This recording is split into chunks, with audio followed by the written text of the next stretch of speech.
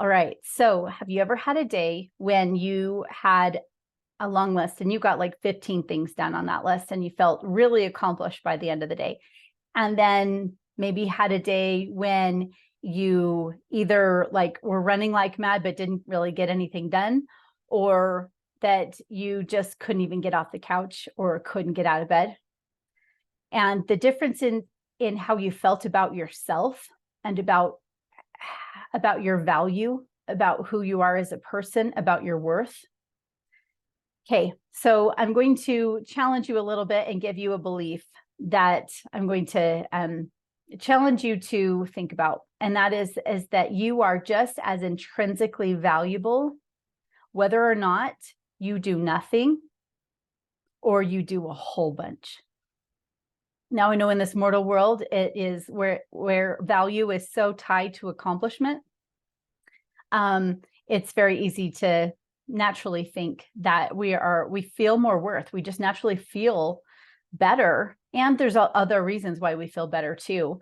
But sometimes we take it personally. If we don't accomplish much, we don't feel great about ourselves. We feel like blah. We feel like, we feel like we're in a rut. And if we get a whole bunch done, we feel better.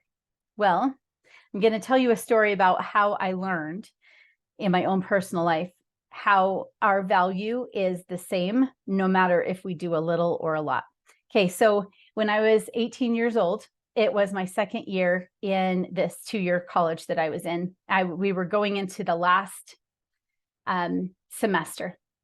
It was Christmas vacation, and my family had a tradition of going sledding up in the foothills for during Christmas vacation. And we would go to an obscure hill that nobody else went to. We would snowmobile up the hill and then sled down. And this one year, we had cousins join us, and they brought tubes. And they thought, we want the full experience. We want a tube and sled and snowmobile. And I thought, no way. I had been on a tube one other time, like in 3rd grade, and just about lost my neck. So I'm like, no. But I was talked into getting on this tube. We were the first run down. And it was me and my cousin was wedged in on top of me. And they gave us a huge push. We could not touch. It was a huge tube. And I just thought, oh, this is wrong. There's something it felt really bad. I thought there's something wrong. There's something bad is going to happen here. And it just, I thought, dang, what's going to happen? Anyway, so as I'm looking down, like my uncle gets my attention, he yells something and I don't know what it is, but I look down towards the bottom of the hill and I see this black line and I'm like, I've never seen that black line before. And the thought was, the snow has been melting and that's mud and that's a ditch. And I'm like, oh, a ditch? I've never noticed a ditch. And the thought was, yeah, you're going to hit that ditch. You're going to get hurt, but you're going to be okay. And I'm like, oh boy. So I tried to move and I couldn't move, but I also felt this feeling of like holding me in place. And everything went in slow motion and we're spinning and going down this hill super, super fast. And everything goes black as we hit the ditch. I don't remember hitting it. I come to and my chin and my knees are in the same spot. Anyway, long story short, I call for my grandma, who's she was a retired nurse. She's asking me if I can feel my fingers and my toes, and I could. And the ambulance came and took me into emergency surgery. They gave me a 50-50 chance of walking out of the hospital. 2 days later, I walk out of the hospital. Shuffle. It took me like a half an hour to go down to the end of the hall and back. But I really wanted to get out of the hospital. So, then I went to my grandma and grandpa's for recovery because they lived in that same area.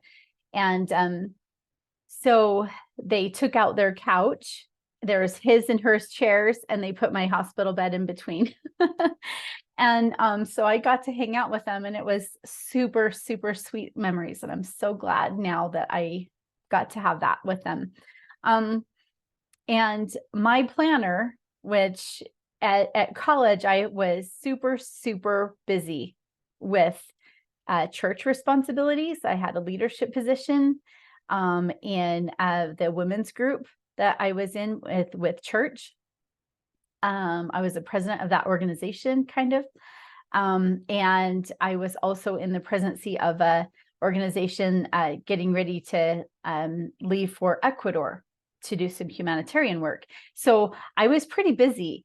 And to go from a planner that was stacked from 7 a.m. to 10 p.m. that I was actually rather proud of, that I would just check off every time I got my stuff done, to nothing, to not being able to roll from side to side by myself, not able to sit up by myself, not able to get my tortoise shell on, which was this fiberglass thing that I had to have on for the first 3 months.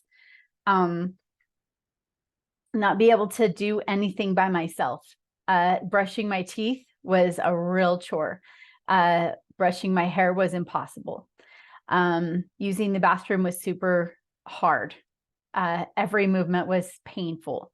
My goals and my accomplishments went from a full planner to maybe walking to the staircase and back, and maybe walking up 2 stairs and back down 2 stairs and back to the bed. And that was it for the day.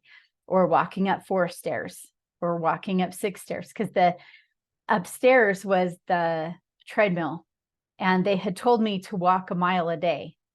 And so I thought, okay, if I can get up there, then I can walk a mile a day, because I didn't even want to leave the house. Like it was so painful. And they put the fear of God in me. They said, if you fall, you will be paralyzed. So it was because it was so close. If you twist wrong, if you bend wrong, these rods will pop out and the screws will pop out and you will be paralyzed. So, so I was super, super careful about my movements. Anyway, my goals changed very, very quickly.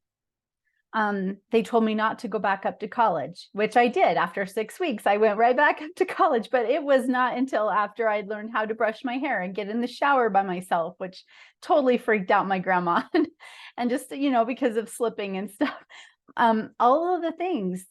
And I learned in that experience that, and through some spiritual experiences late at night when I had a lot of time by myself and felt very lonely out in that living room, and just tired of the pain and just feeling sorry for myself here and there, feeling like this is really big and really hard. And how am I going to keep going and do all the things that I wanted to do? I learned that I am valuable right where I am. And I learned that I can have a whole day of not doing anything, and I'm just as valuable. I might not feel as energized, but my value is the same. So I'm going to offer that to you to look at what actually helps you feel valuable. In my mind, God helps us feel the most valuable. We can have those momentary dopamine hits of checking things off our list, but what actually helps you feel valuable? And that's what I would have you pay attention to. I went from being all accomplishment based, to being more aware of me and taking care of myself and prioritizing me, as well as all of these other things that I was doing that I could write on my list that were all about accomplishments outside of me. And I got to the point where I knew that I had done enough, and I trusted that God would help me with the rest if there was anything else to do.